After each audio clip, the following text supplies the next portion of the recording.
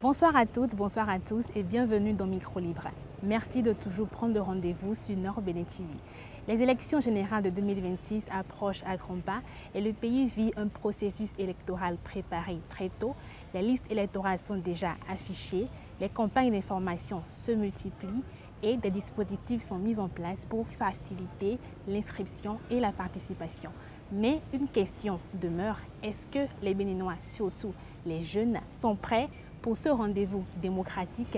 Ont-ils conscience de leurs droits et sont-ils motivés à prendre part au scrutin? Pour en avoir le cœur net, nous sommes allés à leur rencontre. Ils s'expriment.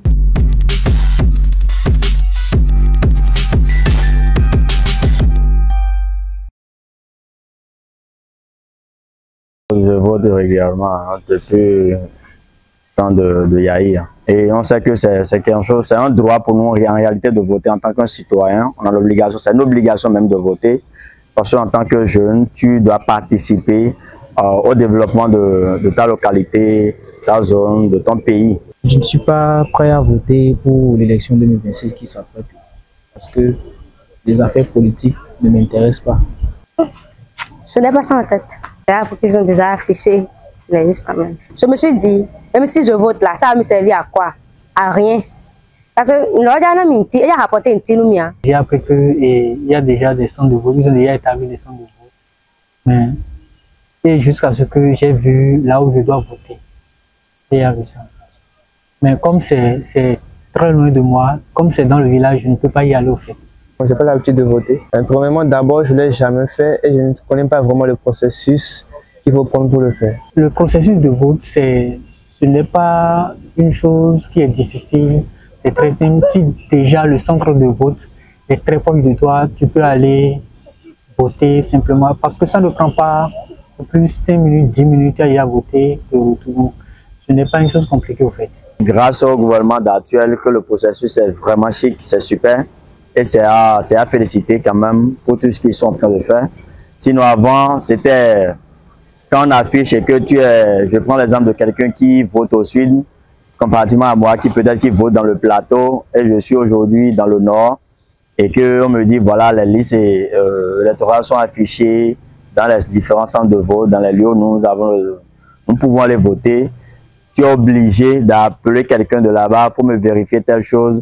La personne peut mal vérifier. Aujourd'hui, de loin, tu peux consulter ton lieu de vote, ton centre de vote et connaître ça avec certitude, c'est que je vote dans tel lieu.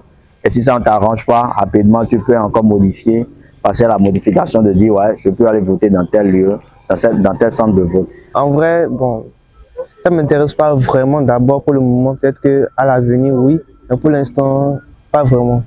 Disons que ce n'est pas un truc qui me priorise d'abord. Ce qu'on peut faire pour que ça me facilite la tâche, si on peut transférer mon centre de vote ici à Calavi par exemple, alors moi je peux facilement voter. Je vais essayer. Je ne sais pas si je le ferai, mais je vais essayer quand même. Je ne me connais pas vraiment trop au processus qu'il faut prendre pour pouvoir voter. Alors s'il peut y avoir un accompagnement ou une explication vraiment concrète pour pouvoir le faire, ça serait bien.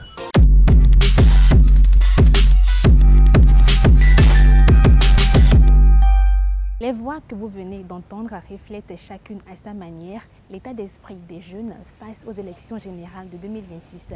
Pour aller plus loin, nous avons rencontré un expert avec qui nous allons décrypter ce que cela signifie vraiment. Le pays devrait être prêt pour ces élections parce que depuis quelques années déjà, on sait que en 2026, il y aura les élections générales au Bénin et donc chacun s'apprêtait à participer à ces élections. C'est vrai que ces dernières années, on a constaté qu'il y a un désintéressement des populations vis-à-vis des élections, mais ça c'est un autre débat qu'on pourra faire, mais toujours est-il que les populations sont informées de la tenue de ces élections et elles s'apprêtent à leur manière pour participer, je veux dire, à ces élections-là.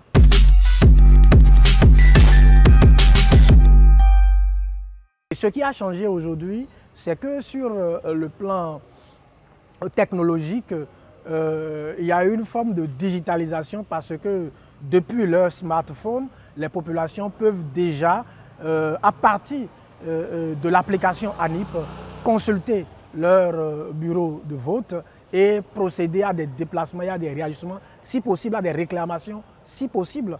Même ceux qui n'ont pas des smartphones, je pense que même avec le téléphone simple, ils peuvent, à partir d'un indicatif qui a été donné, je n'ai pas ça en mémoire, procéder au contrôle de leur poste de vote et même faire des réclamations aux besoins. Donc je trouve que l'ANIP a quand même fait des réformes sur le plan du numérique et de la digitalisation pour permettre à la population de s'inscrire et de s'assurer que son nom est vraiment inscrit sur ou dans un bureau de vote avant même le jour J. Et ce sont des initiatives à saluer qui sont, n'est-ce pas, donc à l'actif de ce gouvernement-là.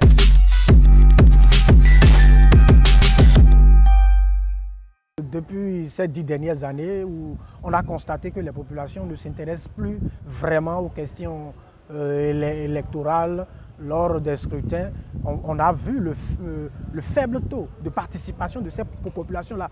Pourquoi? Peut-être parce que les populations sont plus ou moins déçues des politiciens. Peut-être que les populations estiment que leurs préoccupations exprimées dans les urnes ne sont pas forcément prises en compte.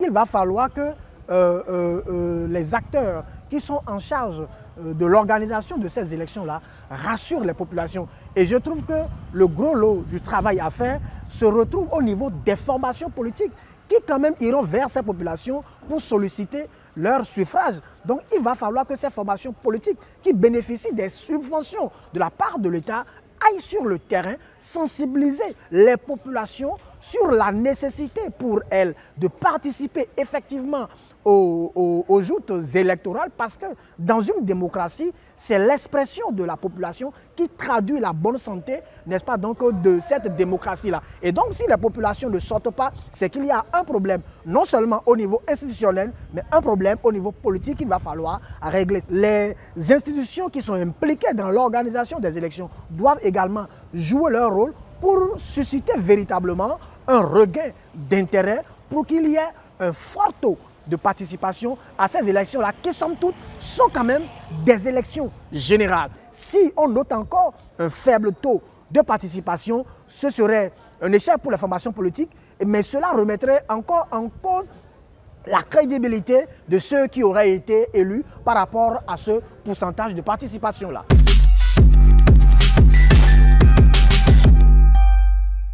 La société civile aussi doit jouer sa partition, parce qu'il ne faut pas attendre qu'il y ait un faible taux de participation pour venir dénoncer. La société civile doit pouvoir également jouer son rôle, sensibiliser. Et les populations doivent savoir, comme je l'ai dit tantôt, que la démocratie, c'est l'expression du suffrage. Si les populations ne sortent pas, on va choisir pour eux des dirigeants qu'ils n'auraient pas choisis eux-mêmes. Et là, ils n'auront leurs yeux que pour pleurer.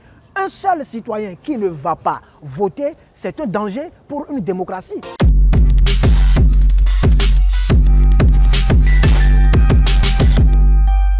Ce que nous retiendrons de ce numéro de Micro Libre, c'est que les élections générales de 2026 ne sont pas qu'un événement politique. C'est un moment d'histoire, un moment où chacun peut dire « je compte » et ma voix compte également. Alors qui que vous soyez et où que vous soyez, tant que vous avez l'âge de voter, ce qui se joue en 2026 vous concerne. S'informer, s'inscrire et voter, ce sont des gestes simples mais puissants. Alors à vous donc de jouer, parce que la démocratie n'avance que quand ses citoyens avancent également. Merci à vous de nous avoir suivis, merci à notre expert, merci à toute l'équipe technique de Nord Bénin TV. À la prochaine pour un nouveau numéro.